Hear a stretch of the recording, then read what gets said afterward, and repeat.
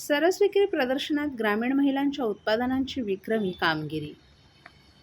ग्रामीण भागातील महिलांनी उत्पादित केलेल्या वस्तूंना हक्काची बाजारपेठ उपलब्ध करून देण्यासाठी आयोजित करण्यात आलेल्या जिल्हास्तरीय सरस व मिनी सरस विक्री प्रदर्शनाला नागरिकांचा उत्स्फूर्त प्रतिसाद मिळत असून 51.17 लाख रुपयांची विक्रमी विक्री झाली आहे. जिल्हास्तरीय सरस व मिनी सरस विक्री प्रदर्शनात उत्तम कामगिरी करणाऱ्या बचत गटातील महिलांचा सन्मानही ठाण्यात करण्यात आलाय. मुख्य कार्यकारी अधिकारी रणजित यादव यांच्या मार्गदर्शनाखाली जिल्हा ग्रामीण विकास यंत्रणा आणि महाराष्ट्र राज्य ग्रामीण जीवनोन्नती अभियान यांच्या संयुक्त विद्यमानं वज्रेश्वरी महोत्सवाअंतर्गत हे प्रदर्शन 10 ते 14 मार्च या दरम्यान यशवंतराव चव्हाण मैदान, कल्याण येथे आयोजित करण्यात आलं होतं. या प्रदर्शनात स्वयंसहाय्यता समूहातील महिलांनी तयार केलेल्या विविध खाद्यपदार्थ, हस्तकलेच्या वस्तू, वस्त्रनिर्मिती उत्पादनं आणि घरगुती वापराच्या वस्तूंचे एकूण 100 स्टॉल उभारण्यात आले होते. यामध्ये 10 खाद्यपदार्थांचे स्टॉल्स तसंच 90 हस्तकला, कपडे आणि घरगुती वस्तूंचे स्टॉलचाही समावेश होता. या प्रदर्शनात 210हून अधिक महिलांनी सहभाग नोंदवला. या प्रदर्शनास कल्याण, ठाणे तसंच इतर जिल्ह्यांमधील सुमारे 12,000 नागरिकांनी भेट दिली. नागरिकांनी मोठ्या प्रमाणावर खरेदी करत महिलांच्या उत्पादनांना भरभरून असा प्रतिसाद दिला. विशेष म्हणजे अनेक स्वयंसहाय्यता समूहांना प्रदर्शनादरम्यान इतर ग्राहकांकडून पुढील ऑर्डर्सही प्राप्त झाल्यात, ज्यामुळे त्यांच्या व्यवसाय वृद्धीस नवं दालन खुलं झाले. याबाबत मुख्य कार्य अधिकारी रणजित यादव यांनी ग्रामीण महिलांनी अत्यंत गुणवत्ता आणि कल्पकतेने तयार केलेल्या उत्पादनांना योग्य बाजारपेठ मिळाल्यास त्या आर्थिकदृष्ट्या सक्षम होऊ शकतात, हे या प्रदर्शनातून स्पष्ट झाल्याचं सांगितलं. उमेद अभियानाच्या माध्यमातून महिलांना स्वावलंबी बनवण्यासाठी जिल्हा प्रशासन कटिबद्ध आहे. अशा उपक्रमांमुळे महिलांच्या उत्पन्नात वाढ होऊन त्यांच्या जीवनमानात सकारात्मक बदल घडत असल्याचंही त्यांनी सांगितलं. तसंच प्रकल्प संचालक जिल्हा ग्रामीण विकास यंत्रणा अजिंक्य पवार यांनी सरस विक्री प्रदर्शनाला नागरिकांकडून मिळालेला प्रतिसाद अत्यंत उत्साहवर्धक असल्याचं सांगितलं. पुढील काळात अशा प्रदर्शनाचे आर्थिक प्रभावी नियोजन करून महिलांना अधिक संधी देण्यात येतील, असंही त्यांनी सांगितलं. या प्रदर्शनाच्या माध्यमातून ग्रामीण महिलांना थेट ग्राहकांशी संवाद साधण्याची संधी, उत्पादनांची गुणवत्ता सादर करण्याची संधी आणि डिजिटल तसंच प्रत्यक्ष बाजारपेठेत प्रवेश मिळालाय. यामुळे महिला बचत गटांचे सक्षमीकरण अधिक बळकट होत असल्याचं स्पष्ट झालंय. महाराष्ट्रातील भगिनींना आधार देणारी राज्य शासनाची मुख्यमंत्री माझी लाडकी बहीण योजना. या योजनेअंतर्गत अल्प उत्पन्न गटातील 21 ते 65 वयोगटाच्या भगिनींना मिळणार दरमहा 1,500 रुपयांची मदत. अर्ज करण्यासाठी 31 ऑगस्ट 2024 पर्यंत मुदतवाढ. कुटुंबाचं वार्षिक उत्पन्न 2.5 लाख रुपयांपेक्षा कमी असलेल्या महिला पात्र. कुटुंबाकडे पिवळं किंवा केशरी रेशन कार्ड असल्यास उत्पन्नाचा दाखला आवश्यक नाही. पांढरं रेशन कार्ड असेल किंवा रेशन कार्ड नसेल तर कुटुंबाचं वार्षिक उत्पन्न 2.5 लाखांपेक्षा कमी असल्याचा दाखला आवश्यक. योजनेसाठीचा ऑनलाईन अर्ज नारी शक्ती दूत ॲपवरून किंवा पोर्टलवर भरता येईल. ज्या भगिनींना ऑनलाईन अर्ज भरता येत नसेल त्यांच्यासाठी अंगणवाडी, ग्रामपंचायत, वॉर्ड ऑफिस, सेतू सुविधा केंद्रामध्ये किंवा आशाताई बचत गटाच्या CRP यांची मदत उपलब्ध. आता आपल्याला अभिमानानं म्हणता येईल, सुखी आणि सुरक्षित आहे माझी लाडकी बहीण.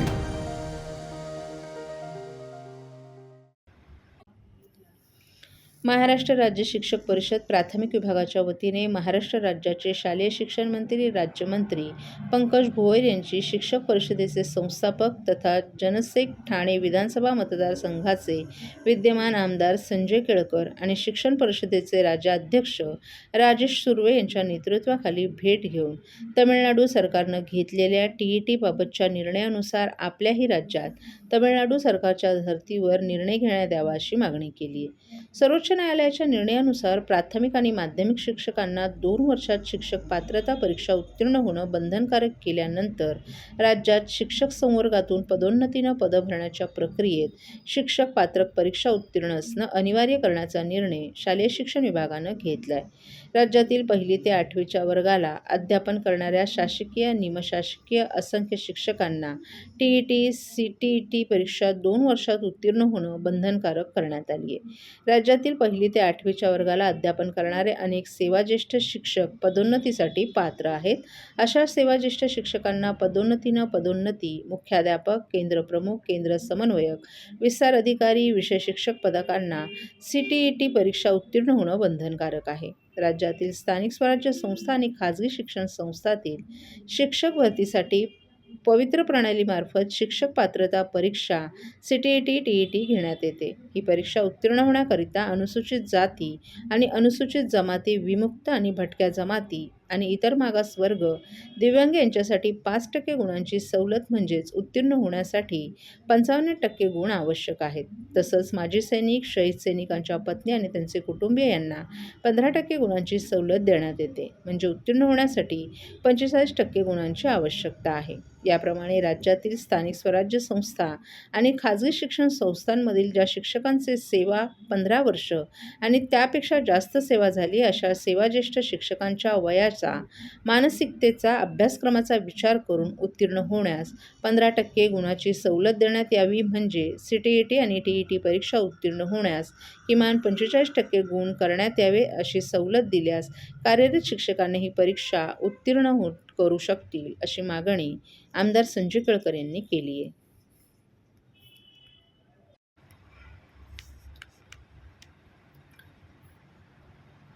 ठाणे महानगरपालिका आणि साहिल आर्ट मोशन यांच्या संयुक्त विद्यमाने राबवण्यात येणाऱ्या बालरंगकर्मी योजनेअंतर्गत तयार करण्यात आलेल्या एका बटरची बेटर गोष्ट या लघुपटाचं अनावरण उत्साहपूर्ण वातावरणात आज महापौर शर्मिला पिंपळकर यांच्या हस्ते डॉ. काशीनाथ घाणेकर नाट्यगृह येथे करण्यात आलं. ठाणे महापालिका शाळेत शिकत असलेल्या विद्यार्थ्यांच्या कलागुणांना वाव देण्यासाठी अशा प्रकारची बालरंगकर्मी योजना राबवणारी ठाणे महानगरपालिका महाराष्ट्रातील एकमेव महानगरपालिका असल्याचं सांगत महापौरांनी सर्व बालरंगकर्मींचं कौतुक केलं. एका बटरची बेटर गोष्ट हा लघुपट पाहिल्यावर त्यातील कथाही आपल्या लहानपणाशी मिळतीजुळती असल्याचं भासल्याचं त्यांनी सांगितलं. लहान वयात कष्ट करून आज इथपर्यंत पोहोचलं असल्याचं सभागृह नेते हणमंत जगदाळे यांनी नमूद केलं. तर कोणतंही काम हे लहान किंवा मोठं नसतं, ते प्रामाणिकपणे करणं महत्त्वाचं असल्याचं सांगत आपण 5वीत असताना कंदील तयार करून ते आजूबाजूच्या लोकांना 5 रुपयात विकत असल्याचं उपमहापौर कृष्णा पाटील यांनी नमूद केलं. ठाणे महानगरपालिका नेहमीच चांगल्या उपक्रमांना सहकार्य करीत असते. ठाणे महानगरपालिका शाळांमध्ये शिकणाऱ्या विद्यार्थ्यांना भविष्यात संधी उपलब्ध व्हाव्यात यासाठी विविध उपक्रम घेत असते. एका बटरची बेटर गोष्ट या लघुपटात सर्व विद्यार्थ्यांनी उत्तम अभिनय केला असून भविष्यात यातून नक्कीच कलावंत घडतील असा विश्वास अतिरिक्त आयुक्त संदीप माळवी यांनी नमूद केलाय. तर अतिरिक्त आयुक्त प्रशांत रोडे यांनीही विद्यार्थ्यांचं कौतुक करून त्यांना शुभेच्छा दिल्या आणि साहिल मोशन आर्टचे मंगेश देसाई यांचं अभिनंदन केलं. बालरंगकर्मी योजनेचं हे 4थं वर्ष आहे आणि या 4थ्या वर्षात आपण लघुपटाची निर्मिती केली आहे. ठाणे महानगरपालिकेचे विद्यार्थी हे कलाक्रीडा यामध्ये विशेष प्रावीण्य मिळवत आहेत. या लघुपटामुळे निश्चितच विद्यार्थ्यांना रंगमंच, कॅमेरा आदींसमोर जाण्याचा आत्मविश्वास मिळाला असून निश्चितच शिक्षण विभागासाठी आणि ठाणे महापालिकेसाठी ही अभिमानाची बाब असल्याचं उपायुक्त डॉ. मिताली संचेती यांनी नमूद केलं. बालरंग योजनेचं हे 4थं माध्यमातून महापालिकेच्या 5वी ते 9वीतील सुमारे 400 विद्यार्थ्यांना नाट्य, अभिनय, कॅमेरा हाताळणी, संवाद कौशल्य तसंच चित्रपट निर्मितीचं प्रशिक्षण दिलं जातं. यावर्षी निवडक विद्यार्थ्यांना संधी देत हा लघुपट तयार करण्यात आला असल्याचं साहिल मोशन आर्टचे मंगेश देसाई यांनी नमूद केलं.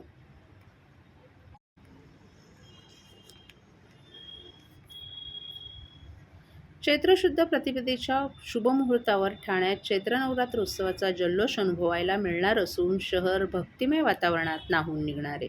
आनंद चॅरिटेबल ट्रस्टतर्फे आयोजित या उत्सवाचं यंदा हे 31वं वर्ष असून राजन विचारे यांच्या मार्गदर्शनाखाली हा सोहळा पार पडेल. ठाण्यातील श्री छत्रपती शिवाजी महाराज मैदान येथे होणाऱ्या या महोत्सवात यंदा धाराशिव येथील आई तुळजाभवानी मंदिर याची तब्बल 70 फूट उंच भव्य प्रतिकृती उभारण्यात येत असून हे मुख्य आकर्षण ठरणार आहे. नक्षीकाम, देवदेवतांच्या मूर्ती, दीपमाळा आणि भव्य प्रवेशद्वारामुळे ही प्रतिकृती भाविकांचं लक्ष वेधून घेईल. गुरुवारी 19 मार्च रोजी सकाळी 10 वाजता कळवा बाजारपेठेतून देवीचा आगमन सोहळा वाजत गाजत काढण्यात येणार आहे. या मिरवणुकीत लेझिम पथक, वारकरी, झांज पथक, बँड, घोडेस्वार तसंच आदिवासी नृत्य आणि मावळ्यांचा सहभाग असणार आहे.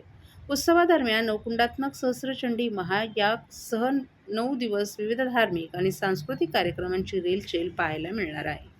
कीर्तन, कोळीगीतं, दांडिया, लोकसंगीत तसंच पुरस्कार वितरण सोहळा यांचा समावेश आहे. 27 मार्च रोजी देवीच्या विसर्जनाने या उत्सवाची सांगता होणार असून मोठ्या संख्येनं उपस्थित राहून दर्शन आणि कार्यक्रमाचा लाभ घ्यावा असं आवाहन आयोजकांनी केलं आहे. विचारे साहेब, काय सांगाल, दरवर्षीप्रमाणे यंदा देखील चैत्र नवरात्राचा मोठा उत्साह पाहायला मिळाला ठाणेकरांना. यंदा कशामध्ये जय्यत तयारी करण्यात आलेली आहे? पाहिलं तर अनेक लोक ठाण्यामध्ये या चित्रनगरीसाठी भेट देतात. मला वाटतं ठाणे शहर एक सांस्कृतिक शहर आहे आणि या सांस्कृतिक शहराची परंपरा जपण्याचं काम धर्मवीर आनंदीगे साहेबांनी सुरू करून दिले होतं आणि तोच वारसा घेऊन मला वाटतं आनंद चॅरिटेबल ट्रस्टच्या माध्यमातून चैत्र नवरात्रोत्सवाची स्थापना या ठिकाणी 31व्या वर्षी आता यंदाचं 31वं वर्ष आहे. आणि हे करत असताना मला वाटतं महाराष्ट्रातील ठाणेकरांचे असतील, मुंबई येथले असतील, हे महाराष्ट्रातील सर्व मंडळी या ठिकाणी भक्ताच्या म्हणजे सर्व भक्तगण या ठिकाणी देवीच्या दर्शनाला येत असतात आणि मला वाटतं आतुरतेने त्याची वाट बघत असतात. गुढीपाडव्याच्या शुभमुहूर्तावर मला वाटतं या देवीची आगमनाची मिरवणूक कळवा इथून निघणार आहे आणि त्यामध्ये महाराष्ट्रातले जेवढे ढोल ताशा पथक आहे, त्यानंतर आमचे जे आदिवासी बांधव आहेत ते सुद्धा यामध्ये सामील होणार आहेत आणि वेगवेगळे वारकरी या महाराष्ट्रातून सुद्धा या ठिकाणी येणार आहेत आणि अशा पद्धतीने मला वाटतं सर्व ठाणेकर सुद्धा यामध्ये सहभागी होत असतात आणि वाजत गाजत या ठिकाणी देवीचं आगमन गुढीपाडव्याच्या दिवशी या ठिकाणी होत असतात. ठाकरे कुटुंब देखील या ठिकाणी तसं स्वतः वहिनी या ठिकाणी आरती करत असतात पाहायला मिळतं. मला असं वाटतं सर्व ठाकरे बंधू म्हणजे उद्धव बाळासाहेब ठाकरे, त्याचबरोबर आमच्या रश्मी वहिनी असतील, आदित्य असतील, यावेळेला राज ठाकरे साहेबांना सुद्धा आम्ही आमंत्रण देणार आहोत आणि ही सर्व मंडळी, राजकीय मंडळी सुद्धा या ठिकाणी देवीचे भक्त येत असतात आणि खऱ्या अर्थाने देवीचा आशीर्वाद घेण्यासाठी ही मंडळी येत असतात. तर एकीकडे युद्धजन्य परिस्थिती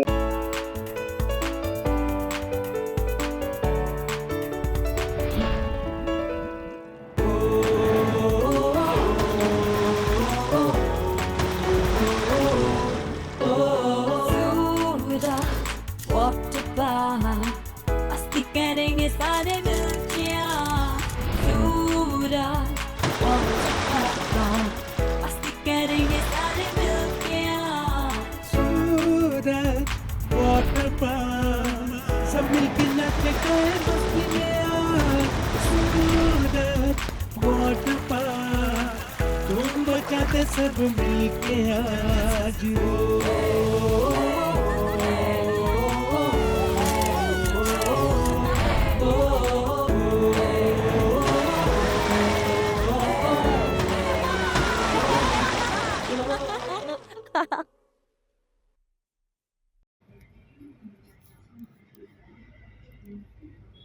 महिला पोलिसांनी वाहतूक नियमांचं अचूकपणे कर्तव्य पार पाडावं. प्रशासन त्यांच्या सोबत आहे. कर्तव्य पार पाडत असताना त्यांनी आपल्या आरोग्याची देखील काळजी घ्यावी, असे आवाहन ठाणे शहर वाहतूक विभागाचे उपायुक्त पंकज शिरसाट यांनी व्यक्त केले. रस्ता सुरक्षा अभियानाअंतर्गत स्त्रीशक्तीचा गौरव म्हणून पत्रकार क्षेत्रात कार्यरत महिला वर्ग आणि रस्त्यावर कर्तव्य बजावणाऱ्या महिला वाहतूक कर्मचाऱ्यांना त्यांच्या हस्ते हेल्मेटचं वाटप करण्यात आलं. महिला दिनाचं औचित्य साधून रविवारी ठाणे शहर वाहतूक शाखा आणि मेयर वायबोटिक्स यांच्या वतीनं कापूरबावडी येथील मंथन हॉलमध्ये हेल्मेट सुरक्षा उपक्रम राबवण्यात आला. रस्ता सुरक्षा अभियानाअंतर्गत स्त्रीशक्तीचा गौरव म्हणून महिला वाहतूक कर्मचाऱ्यांच्या कार्याचं कौतुक करण्यात आलं. घर सांभाळून कामात चोख कर्तव्य बजावणं अशी दुहेरी जबाबदारी महिला पार पाडतात. त्यामुळे आरोग्याकडे त्यांच्याकडून अनेकदा दुर्लक्ष होतं. ही बाब विचारात घेऊन त्यांच्याकरिता ठाणे पोलीस आयुक्त आशुतोष डोंबरे आणि पोलीस आयुक्त डॉक्टर ज्ञानेश्वर चव्हाण यांच्या मार्गदर्शनाखाली आणि मेयर कंपनीच्या पुढाकारानं अस्थिरोग तज्ज्ञांमार्फत बोन डेन्सिटी मोफत आरोग्य शिबिर आयोजित करण्यात आलं होतं. यावेळी महिलांना हेल्मेटचं वाटपही करण्यात आलं. उपस्थित महिला पोलीस कर्मचाऱ्यांना संबोधित करताना शिरसाट यांनी स्त्रीशक्तीच्या धैर्याला सलाम केला. तर मेयर कंपनीचे संचालक राजेश तावडे यांनी आम्ही नेहमी स्त्रीशक्तीला प्राधान्य देत आले असल्याचं सांगितलं. तुम्ही विशेष सहकार्य मेयर बायोटिक्स कंपनीच्या माध्यमात त्यांच्या CSRच्या माध्यमातून आज आपण महिला पत्रकार असतील, महिला पोलीस असतील, महिला RSPच्या अधिकारी असतील यांच्यासाठी हेल्मेट वाटपाचा कार्यक्रम ठेवला होता, जेणेकरून त्या जे काय घर सांभाळून धावपळ करतात त्या धावपळीच्या दरम्यान त्या सुरक्षित राहावात यासाठी हा उपक्रम होता आणि असंच इथून पुढे उपक्रम चालू राहतात. डेन्सिटीचा पण तुम्ही बोन डेन्सिटी हां, ह्या सर्व याच्यात आपण आपल्या शरीराची काळजी घेणं राहतं. त्याच्यातनं मेयर बायोटिक्स यांच्या मार्फतीने बोन डेन्सिटी टेस्ट आज आपण या ठिकाणी करणार आहोत आणि ज्यामुळे आपल्यात कॅल्शियमची किती आहे किंवा आयरन किती कमी आहे हे आपल्याला त्याच्यातनं कळणार आहे. आणि त्याच्यासाठी ज्यांच्यात कमी असेल यांच्यासाठी मल्टीव्हिटॅमिनच्या टॅबलेट्स असतील, कॅल्शियमच्या टॅबलेट असतील, आयरनच्या टॅबलेट असतील, हे मेयर बायोटिक्सच्या मार्फतीने आपण देणार आहोत.